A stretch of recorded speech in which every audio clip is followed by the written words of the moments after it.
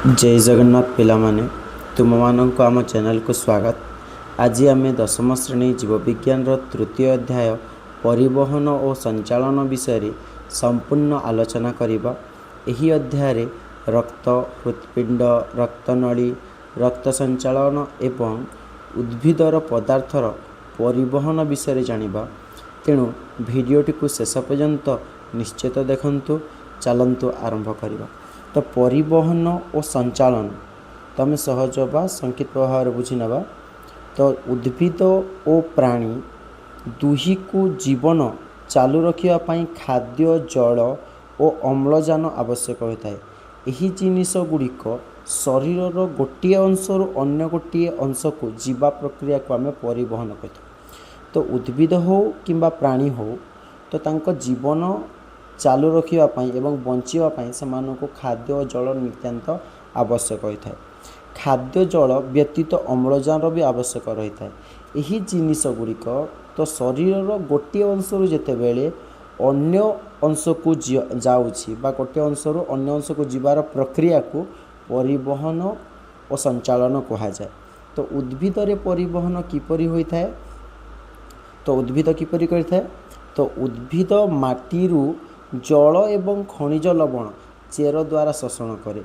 तो उद्भिदर जो चेर थाए से कौन करे, उद्भिदरे थिबा माटी तले थिबा जल एवं खनिज लवण को चेर ता द्वारा शोषण करि आने और यहा परे कांड कांड कौन करे, सही जल और खनिज लवण को पत्र एवं फूल फल को पहुँचाइबारे साहाय्य करथाए। एवं पत्र रे आलोक श्लेषण पाई जल एवं CO2 व्यवहृत है। CO2 कार्बन डाइऑक्साइड जहाँ को कहूँ। तो पत्र रे आलोक श्लेषण प्रक्रिया हो पारे और पत्र को आम उद्भिदर रोषेई घर बोलिकी कही थाउ। तो जल परिवहन कौन, तो मूल लोम जल शोषण करे। जितेबाला गछर चेर थाए, चेर ये थाए तो ये चेरर मूल जहाँ आम मूल त्राण कहूँ शेष अंश, से मूल लोम कौन करे, मृत्तिकारु जल शोषण करि थाए एवं जल धीरे धीरे ऊपर को जाई गछर समस्त अंश धीरे धीरे पहुँची थाए। उच्छेदन बा ट्रांसपिरेशन कौन, सो उद्भिदरे पत्ररु जल बाष्प रूप बाहरी जाए। तो उद्भिद को जेतिकी जल आवश्यक सेतिकी जल शोषण कर सारिला परे बड़का जल सबू उद्भिदर पत्र दे बाष्प भाव में बाहर को चली जाए। यह गछ को ठंडा रखिबारे मध्य साहाय्य करता है। गछ को ठंडा रखे एवं वायुमंडल को ठंडा रखिबारे साहाय्य करता है। पोषण पोषण कौन, पोषण परिवहन कौन, तो तैयारी होइतिबा खाद्य पदार्थ को गोटे अंशर अन्य अंश को पहुँचाइबा को पोषक परिवहन बोलिकी कहि थाउ। तो जमिति जल गोटे अंशरू अन्य गोटे अंश को पहुँची थाए से भली पोषक मध्य गोटे अंशरू उद्भिदर अन्य अंश को जाई थाए। कैसिक आकर्षण व मूलचाप, तो जल ऊपर को जीवारे साहाय्य करे। तो कैसिक आकर्षण व मूलचाप कौन, जल को जो धीरे धीरे करी ऊपर को जीवाकू साहाय्य करथाए कैसिक आकर्षण। से भली मनीष शरीर रे परिवहन किपरि होता है। मनीष शरीर रे रक्त माध्यम खाद्य अम्लजान और हार्मोन पहुँची थाए। जो माध्यम रक्त माध्यम सबू खाद्य अम्लजान और हार्मोन पहुँची थाए और हृत्पिंड रक्त को पंप करे। पंप माने खोलु थाए, संकोचन और प्रसारण होता है। हृत्पिंड एक हृत्पिंड यह रक्त संचालन मुख्य अंक बोलिकी कही थाउ। हृत्पिंड हेउची रक्त संचालन मुख्य अंक। रक्त जमाट जितेबेले आम शरीर रे आघात लागिले रक्त जमाट बांधी जाए। तो यही विषय आम रक्त किपरि जमाट बांधे ताहा भी आम संपूर्ण भाव में बुझा। रक्त वर्ग कहले रक्त को विभिन्न गोष्ठी रे बंटा जाए। जेमिति कि समस्तଙ୍କ शरीर तो समान रक्त न थाए। कहार शरीर ए ब्लड ग्रुप थाए, कहा शरीर बी ब्लड ग्रुप थाए, कहा शरीर AB पॉजिटिव, कहा शरीर AB नेगेटिव और कहा शरीर O पॉजिटिव। यही भिन्न भिन्न प्रकार रक्त मनीष शरीर होता है। समस्तଙ୍କ शरीर रक्त समान न थाए। सारांश, सो परिवहन और संचालन होउची एइभଳି एक प्रक्रिया जहाद्वारा उद्भिद और प्राणी आवश्यक पदार्थ गोटे अंशरू अन्य अंश को पहुँचाई थारती बा चालू रही थाए। तो परिवहन संचालन पाई ही गोटे उद्भिद बंची रही पारे किंबा गोटे प्राणी मध्य बंची रही पारे। मूलताण बा जाइलेम रो काम कौन? तो मूललोम कोष माटीर जल शोषण और खनिज लवण शोषण करे। एबे कही ना जो चेर थाए गछर से गछर शेष अंश चेर को मूलत्राण कह जाए बा मूललोम कह जाए। से मूललोम कोष माटीर जल एवं खनिज लवण शोषण करे एवं यह विसरण प्रक्रिया द्वारा जाइलेम को प्रवेश करे। से मूल त्राणरू बा मूललोमरू परवर्ती समय ता जाइलेम को प्रवेश करिथाए एवं यही जाइलेम यही जल को गछर समस्त अंश को पहुँचे थाए। मूललोम केवल जाइलेम को पहुँचाई थाए और जाइलेम उद्भिदर समस्त अंश को जल को पहुँचाइबारे साहाय्य करिथाए। ट्रांसपिरेशन बा उच्छेदन कौन? सो पत्रर स्टोम द्वारा अतिरिक्त जल बाष्प आकार रे बाहरी जाए। तो गछ को जेतिकी जल आवश्यक हुए ताहा व्यवहार कर सारिबा परे बड़का जल को उद्भिद ट्रांसपिरेशन बा उच्छेदन माध्यम रे बड़का जल को वायुमंडल को छाड़ी दिए। यही प्रक्रिया को आमे ट्रांसपिरेशन बा उच्छेदन प्रक्रिया बोलिकी कहि थाउ। जल कमिले ताहा को पूरण करने को मूलरू नूतन जल ऊपर को आसे। जेतेबेले पुणी थरे उद्भिदर जलर प्रभाव कमी जाए पुणी थरे मूलत्राण से जाइलेम को जल पठाए और जाइलेम टिश्यूटी उद्भिदर समस्त अंश को जल पहुँचाई थाए। यही परिवहन बा संचालन सब समय चली रही थाए एवं ट्रांसपिरेशन मध्य उच्छेदन बड़का जल को वायुमंडल को छाड़ी थाए जहाँ को आम ट्रांसपिरेशन बोलिकी बा उच्छेदन बोलिकी कही थाउ। स्टोम हेउची मुख्य तो उच्छेदन स्थान। तो उच्छेदन क्यों हुए? स्टोम पत्र ये जो स्टोम थाए स्टोमाका थाए ताहा सही माध्यम उच्छेदन कार्यटी संपूर्ण होता है। पोषक खाद्य परिवहन पत्र रे तैयारी होइतिबा खाद्य श्वेतसार गछर समस्त अंश को जाए। जेमिति मूल रे थिबा जल को समस्त अंश को पहुँचाई थाए मूलत्राण और मूलत्राण आसी थाए जाइलेम को जाइलेम समस्त अंश को पहुँचाई थाए। से भली पोषक खाद्य मध्य परिवहन होता है और पोषक खाद्य सृष्टि होता है गछर पत्र रे। कारण गछर पत्र रे क्लोरोप्लास्ट बा आलोक संश्लेषण प्रक्रिया रे खाद्य प्रस्तुति करि पारे उद्भिदर पत्र बा जहाँ को आम उद्भिदर रोसई घर बोलिकी कही थाउ। यह को पोषक स्थानांतरण कहा जाए।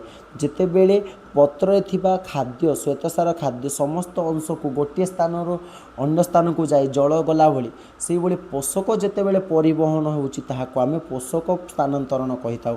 आउ एही काम होउची फ्लोएम रो। जाइलेम रो काम थिला जे जल को परिवहन करिवो किंतु फ्लोएम रो काम होउची जे से पोषक बा खाद्य को परिवहन करिवो आउ खाद्य को मूल फल और मंजी और कांड पाख को पहुँचाई थाए। यह होउची फ्लोएम रो कार्य। जल परिवहन केवल ऊपर को हुए किंतु खाद्य परिवहन ऊपर तल और पार्श्व तीनोटी दिगरे होता है। जल केवल मूलत्राण रु जाइलेम और जाइलेम रु ऊपर भाग को आसी थाए किंतु खाद्य परिवहन से परि होई न थाए। खाद्य परिवहन तल को कांड को जाई पारे उभय पार्श्व को डाल फल फूल समस्त अंश को जाई पारे ऊपर को भी जीव तल को भी जीव और पार्श्व मान को मध्य जाए। उच्छेदन ट्रांसपिरेशन रो गुरुत्व कौन? उच्छेदन माध्यम गछटी ठंडा रहे जहाँ फल गछटी गरम हुए नहीं एवं जल परिवहन को सहायता करि थाए एवं जहाँ और यह फल मुख्यतः जलचक्र मध्य चालू रही थाए। तो आम वायुमंडल जो जलचक्र अच्छे जलचक्र को बजाय रखिबार उच्छेदन मध्य गुरुत्वपूर्ण भूमिका रही अछि। परिवहनर प्रकार ऊर्ध्व परिवहन माने तलू ऊपर को जीवाक आम ऊर्ध्व परिवहन कहीपारू। निम्न परिवहन अर्थ ऊपरू तल को आसे और पार्श्व परिवहन माने एक अंशरू अन्य अंश को गले ताहाको आम पार्श्व परिवहन बोलिकी कही थाउ। परिवहनर मुख्य तत्व कौन? परिवहनर मुख्य तत्व गुड़िक होउची कैशिक आकर्षण जहाँ कैपिलारी एक्शन बोलिकी कही था। द्वितीय हूँ मूल चाप रूट प्लेजर। तृतीय हूँ संसंधितत्व बा कोएसिन थ्योरी बोलिकी आम कही था। ये तीनोटी हूँ परिवहनर मुख्य तत्व गुड़िक। कैसिक आकर्षण कौन? सूक्ष्म नली रे जल निजे ऊपर को उठी जाए। जिते सूक्ष्म नली गुड़िक थाए से सूक्ष्म नली साहाय्य जल धीरे धीरे ऊपर को उठे। नली जेते संकुचित जल सेते ऊपर को जापर। नलीटी जेते छोट होता है जेतिकी छोट हेबो से जलर प्रभाव मध्य सेतिकी तीव्र गति रे जाई पारिबो। एवं जल नली जदि बड़ हो जाए तेबे जलर प्रभाव मध्य धीर हो जाई थाए। तो उद्भिद रे जल और खाद्यर परिवहन जाइलेम एवं फ्लोएम द्वारा संगठित होता है। उद्भिद रे जाइलेम रो काम थाए जल को परिवहन करने एवं फ्लोएम रो कार्य थाए खाद्य को परिवहन करने। उच्छेदन मूल चाप कैसिक आकर्षण यही प्रक्रिया मध्य यही परिवहन और संचालन रे सहायता करि थाए। कैसिक आकर्षण बा कैपिलारी एक्शन रो कार्य गुड़िक कौन देखिबा। सूक्ष्म नली रे जल निजे ऊपर को उठी पारे एवं नलीर व्यास जेते छोट रहिबो जल सेते अधिक ऊपर को जाई पारिबो। एवं जाइलेम नली एहीपरि सूक्ष्म होइतबारु जल ऊपर को उठाए। तो जल ऊपर को उठाइबारे किए साहाय्य करता है? जाइलेम साहाय्य करता है। फ्लोएम कौन? खाद्य परिवहन करिबारे साहाय्य करता है। तो अति छोट नली रे जल 3 मीटर रु 10 मीटर पर्यंत ऊपर को उठी पारि थाए। किंतु उच्च गछ पई यह पर्याप्त नुहे। अधिक उच्च गछ हेले फ्लोएम मध्य जाइलेम मध्य ठीक भाव में कार्य करि न थाए। मूल चाप बा रूट प्रेशर मूल भितर चाप सृष्टि हो जल को ऊपर को धक्का दिए। तो मूल रे जो मूल चाप थाए से कौन करे? जल को ऊपर को धक्का देबारे साहाय्य करे। एवं गछ काटिले रस बाहर यार एक उदाहरण। जिते बेले आम कौन गोटे गछ काटिदेले गछरू जलीय अंश बाहरी थाए। आ जलीय अंश बाहर कारण होउछि मूल चाप। मूल चाप जिते बेले जल को ऊपर को ठेलु थाए आम गछ काटिदेला से जल तो परिवहन चली थाए। केवल ऊपर को जो जलटा जाई थांता से जलटा गछ काटिदेवा फल ऊपर को जाई पारे ना, जहाँ फल तार पार्श्वर बाहरी पड़े। यहाँ को मापिबा पाई आम एनीमोमीटर व्यवहार करि परिबा। किंतु अति उच्च गछरे यह एक यथेष्ट नुहे। मानोमीटर रे मापी पारि था। संसंधितत्व बा कोहेसिन थ्योरी उच्छेदन द्वारा पत्र को जल कमिबारे संसंधितत्व कार्य करिथाए। एहाको पूरण करने को मूलर जल ऊपर को आसे। जितेबाला उच्छेदन माध्यम जल अंश कमी जाए पुणी थे मूल कौन करे जल ऊपर को ठेली थाए और जल अणु माने एकाठी लगी लगी रहती। यार काम यह क्या जो होता है? कोहेसिन जो होता है। सो जाइलेम सह जल लगी रहे या एडहेसिन बोलिकी कही था। यही मिश्र प्रभाव रे जलर नियंत्रण धारा चली रही है जहाँ को आम ट्रांसपिरेशन स्ट्रीम बोलिकी कही था। जल परिवहन रे तीनोटी मुख्य शक्ति भाव में काम करुच्ची। ताहा हेउची कैसिक आकर्षण, मूल चाप, संसंधि संलग्न और संलग्न बल। तो यही तीनोटी मिसी गछरे जल एवं पोषकर परिवहन करिबारे साहाय्य करिथांती। तो एबे जानिबा जे परिवहनर संस्था कौन। सो मनीष शरीर रे खाद्य, जल, अम्लजान, हार्मोन एवं वर्ज्यवस्तु पदार्थ को गोटे अंशरू अन्य अंश को नेबा प्रणाली को परिवहन संस्था कहुए। जितेबले उद्भिद शरीर जो भाव में परिवहन होउछि आउ सेठारे जाइलेम और फ्लोएम साहाय्य करुचंती सेही भली मनीष शरीर मध्य खाद्य, जल, अम्लजान, हार्मोन एवं वर्ज्यवस्तु गुड़िक गोटे अंशरू अन्य अंश को जीवाको आम परिवहन संस्था कही था। आवश्यक अंग यही परिवहन संस्था पई क्यों क्यों अंग गुड़िक कार्यकारी होता है? फुसफुस फुसफुस अम्लजान नहीं थाए, क्षुद्रांत खाद्य शोषण करे एवं रक्त सबु पदार्थ शरीर में नहीं जाए। रक्त संचालन बा ब्लड सर्कुलेशन रक्तवाहिनी माध्यम रक्त चलाचल करि थाए एवं शरीर में प्राय 96,000 ରୁ 1,60,000 किमी पर्यंत रक्त नली आमर रही अछि। मनुष्य शरीर में रक्तवाहिनी होउछि 3 प्रकारर धमनी जहाँकि हृदय रु रक्त बाहर बा जहाँ आर्टेरी बोलिकी कही था शिरा भेन शरीर रु रक्त हृदय को फेराए।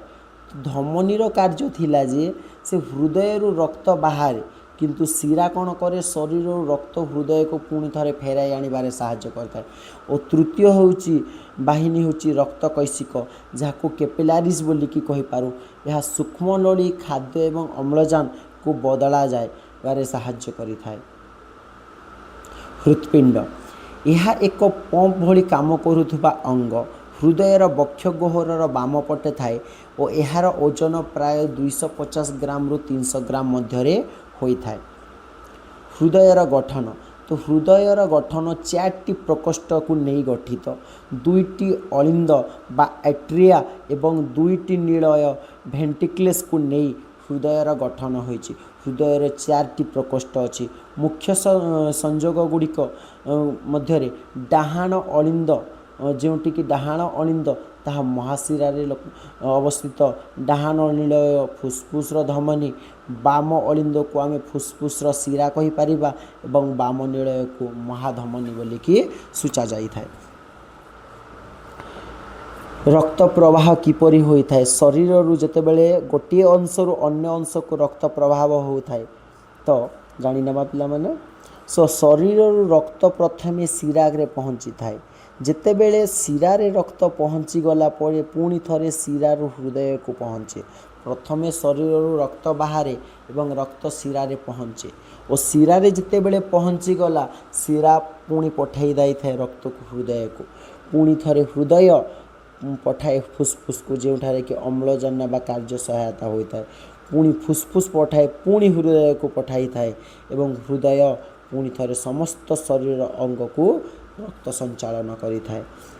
शिरार विशेषता शिरा रे कपाटिका थाए एवं रक्त पछ को फेरे नाही और पेशी सहायता रक्त ऊपर को जाई पारे ये होची शिरार विशेष गुण गुड़िक। गुरुत्वपूर्ण विज्ञानी विलियम हार्वेई जे कि रक्त संचालन आविष्कार करते यही पॉइंट को ठीक भाव में लिखि नवा पिला माने जहाँकि आम सब क्वेश्चन रे आसीपारे परीक्षा रे मध्य यह होची मोस्ट इम्पोर्टेंट विलियम हार्वेई जे कि रक्त संचालन आविष्कार करते।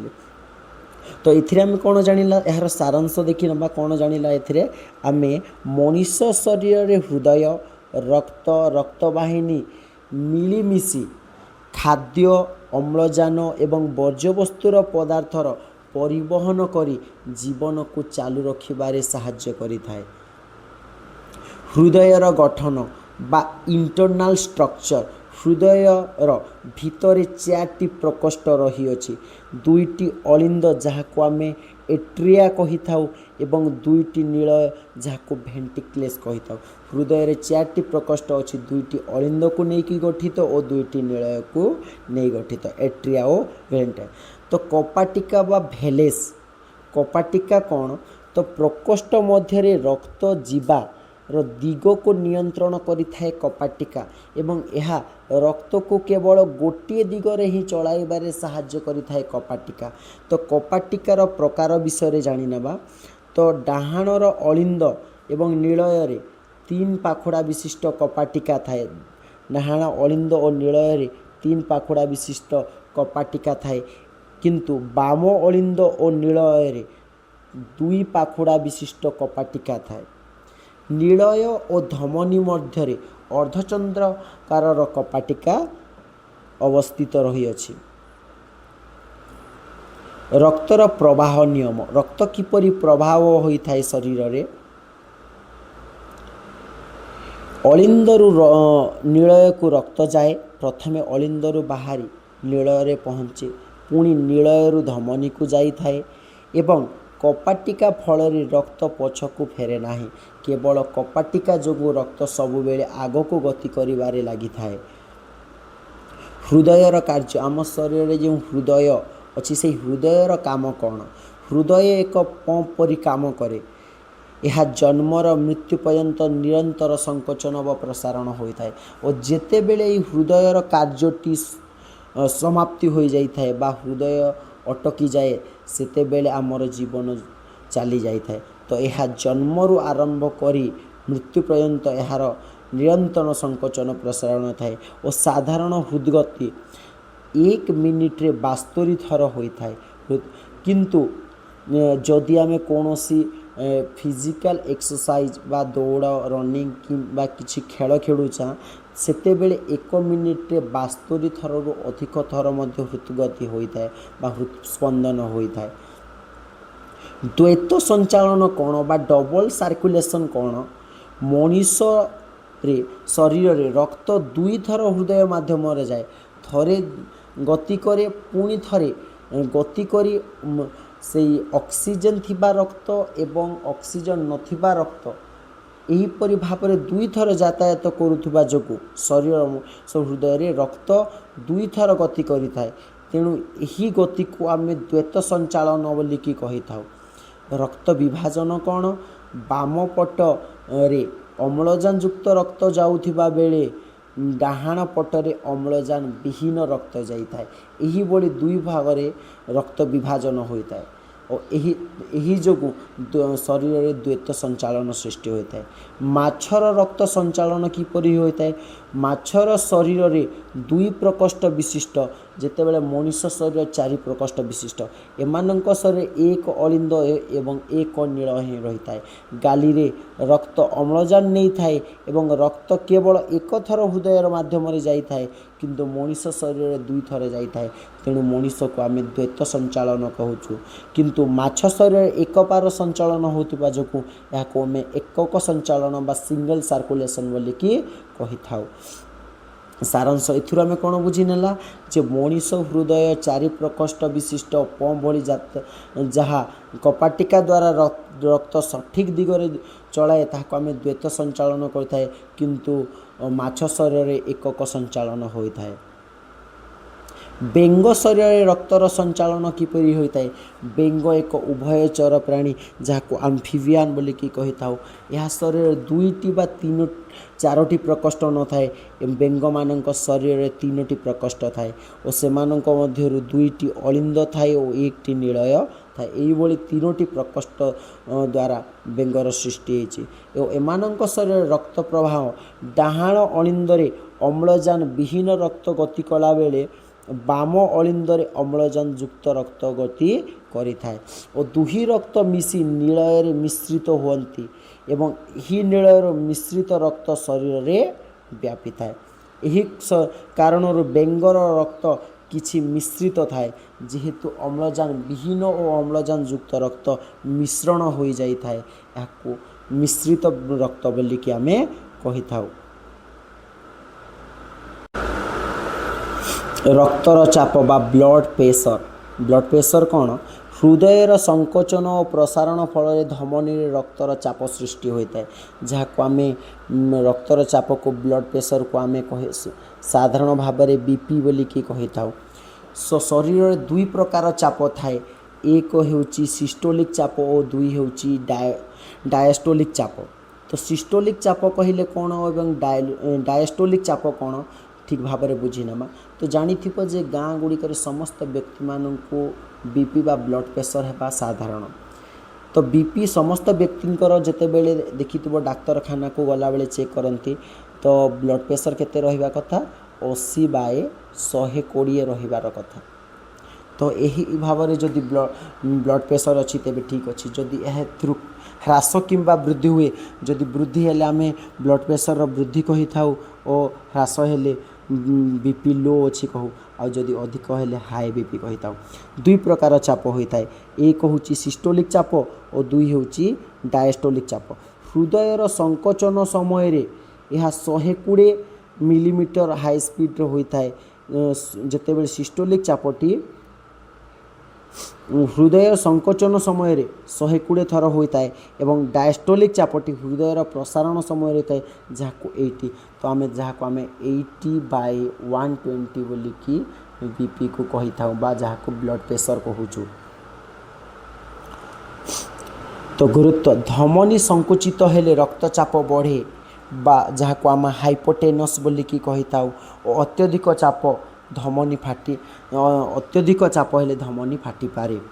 रक्त जमाट बांधिबा बा शरीर में ब्लड क्लटिंग किपरि होता है जेते बेले आम शरीर में किसी आघात बा चोट लगिले रक्त बाहरी एवं परे परे किछि समय मध्य रक्त जमी जाए यह रक्तस्राव बंद कर दिए।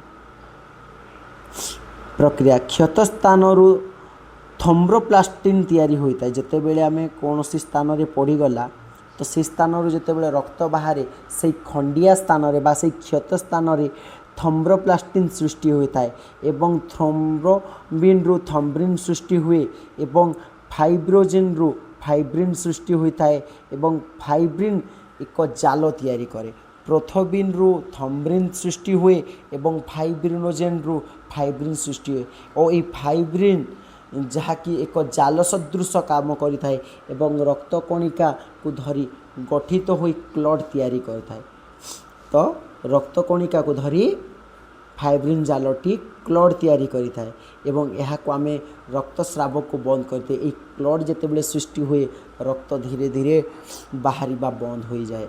सारांश तो एथुर आम कौन बुझिला जे बेंगर 3टी प्रकोष्ठ हृदय थाई मिश्रित रक्त संचालन हुए एवं रक्तचाप हृदयर कार्य द्वारा ही सृष्टि होउची।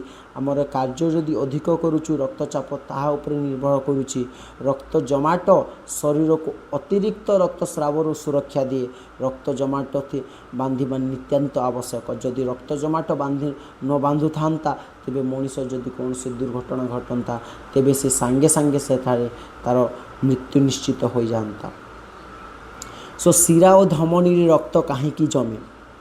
सो साधारण अवस्था रक्त जमाट हुए नहीं कारण क्षत न हेले से स्थान रे थम्ब्रोप्लास्टिन तैयारी हुए नहीं।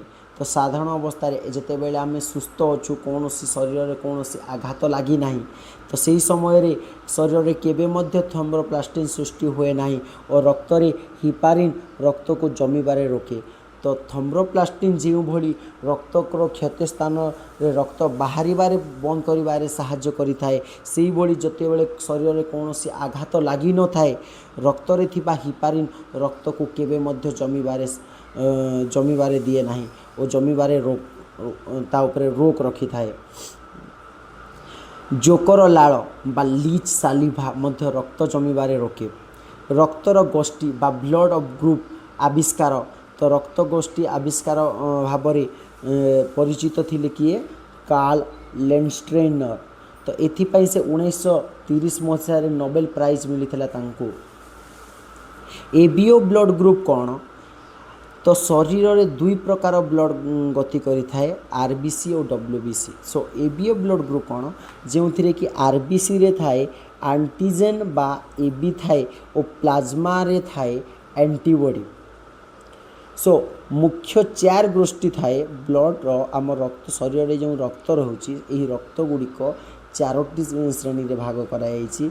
ए रे हेला ए एंटीजेन बा एंटी बी एंटीबॉडी बी रे बी एंटीजेन बा anti A antibody A B हेला ए प्लस बी एंटीजेन बा यूनिवर्सल रेस्पिन और हेला नो एंटीजेन बा यूनिवर्सल डोनर बोली कि कही।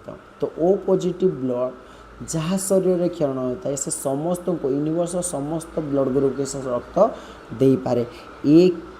एक केवल ए को दे पारिबो बी केवल बी ब्लड ग्रुप को दे पारिबो किंतु ए बी ब्लड ग्रुप जहाँ अच्छी ताको ए पॉजिटिव ए वाला बी और बी वाला उभय तांको ब्लड दे पारिबे किंतु ए बी वाला ए किंबा बी ग्रुप को रक्त दे पारे नहीं किंतु ओ ब्लड ग्रुप वाला समस्त को रक्त प्रदान करि पारे। तो यूनिवर्सल डोनर ऑफ रेस्पिन तो ए बी सर्वजन ग्रहिता बा समस्त ठारू नहीं पारे ओ सर्वजन दाता ए बी को सर्वजन ग्रहिता कहा जाए। तो से अधिकांश बा ए पाखरु भी नहीं पारे एवं बी पाखरु भी नहीं पारुथबारु याको सर्वजन ग्रहिता कहा जाए ग्रहण करे किंतु ओ कौन करे समस्त को दे पारे तेणु यह को दाता कहा जाए। ए बी ग्रहिता हेला बेले ओ हेउची दाता रक्तर दाता। आरएच फैक्टर कौन आरबीसी रे थिबा अन्य एक एंटीजन जहाँ आरएच एंटीजन कहा जाए जो माने रही आरएच प्लस और जो माने नाही जहाँ आरएच माइनस बोली कि कही था। गुरुत्व कौन आरएच माइनस बा आरएच प्लस रक्त थिले गुरुतर समस्या होई पारे। सारांश एथुरु आमे कौन शिखिला रक्त साधारण भावे जमे नाही कारण आम शरीर रे हिपारिन थाए। हिपारिन शरीर रे रक्त जमीबारे दिए नाही। रक्त गोष्ठी को नहीं ए बी ओ भाग भाग कराइछि। आरएच फैक्टर मध्य रक्त संचालन में अधिक गुरुत्वपूर्ण भूमिका ग्रहण करिथाए। तो आज भिडियोटी को आज एतिकी थाओ। भिडियोटी भल लगी लाइक शेयर और सब्सक्राइब करंतु। धन्यवाद। जय जगन्नाथ।